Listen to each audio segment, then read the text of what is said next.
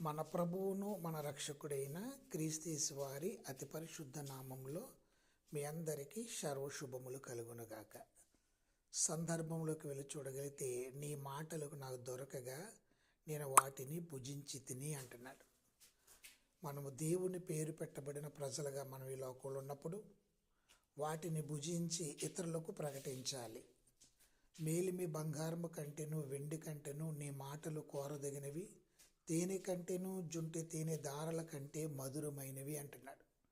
యెహెజ్కేలు గారిని కూడా ఈ గ్రంథమును మీరు భుజించి ఇజ్రాయేలులకు వాటిని తెలియజెప్పాలి అంటున్నాడు.